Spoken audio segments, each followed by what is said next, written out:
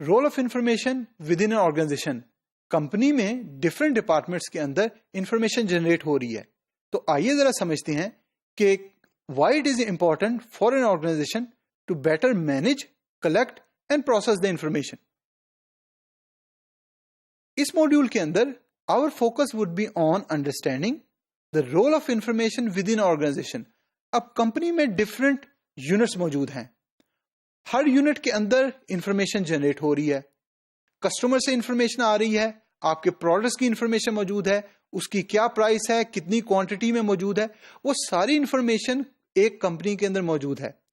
लेकिन जब तक वो इंफॉर्मेशन दूसरे डिपार्टमेंट के साथ शेयर नहीं होगी और उनको पता नहीं लगेगा, तो कैसे बेहतर डिसीजन मेकिंग हो पाएगी। तो information is the life blood of any organization. हर कंपनी अगर वो अपने ऑपरेशन रन कर रही है तो किसी न किसी टाइप की इंफॉर्मेशन जनरेट हो रही है। अब यहां पे हम सिर्फ एक आसान सी एग्जांपल लेते हैं। तंदूर के ऊपर अगर आप नोट करें कि रोटियां और नान तो लग ही रहे हैं, लेकिन क्या उसके साथ साथ इंफॉर्मेशन भी जनरेट हो रही है? बिल्कुल हो रही है।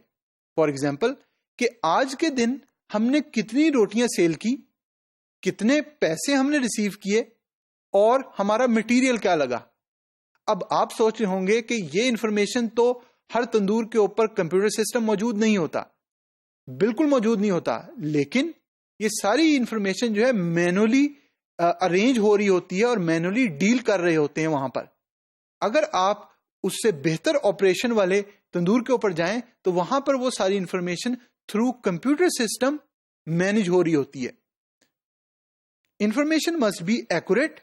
जो भी इंफॉर्मेशन कलेक्ट हो रही है और मैनेज हो रही है और स्टोर हो रही है वो एक्यूरेट होनी चाहिए, बिल्कुल ठीक होनी चाहिए।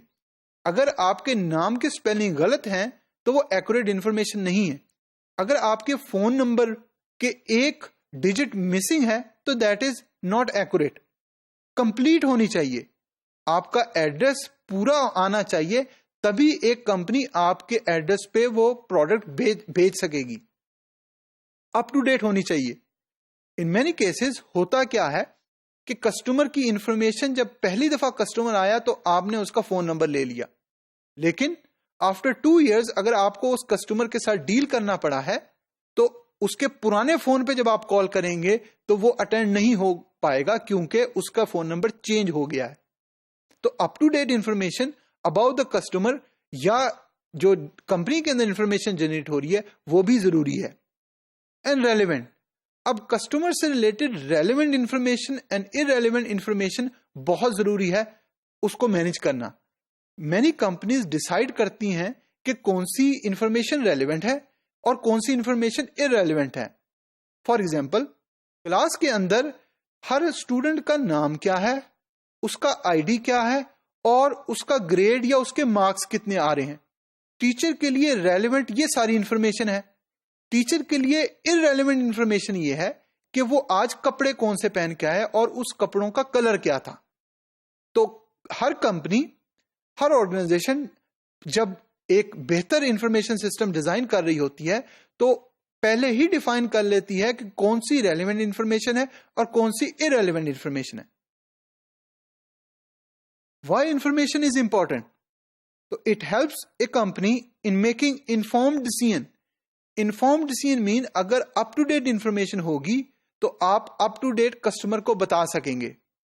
अगर आपकी इन्वेंट्री में कोई आइटम ही मौजूद नहीं है तो आप कस्टमर को क्या बताएंगे कि कब तक उसका आइटम पहुंचेगा।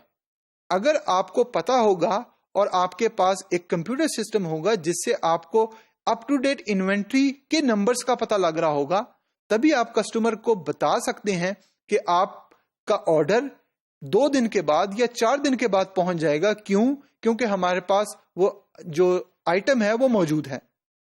Improve operational efficiency. जब भी आपके पास बेहतर इंफॉर्मेशन होगी तो आपके ऑपरेशंस भी बेहतर हो जाएंगे। अगर आपके पास सारी इंफॉर्मेशन है कि आपके इन्वेंट्री में या आपके पास कितने आइटम्स मौजूद हैं तो आप बेहतर तरीके से प्लान कर पाएंगे।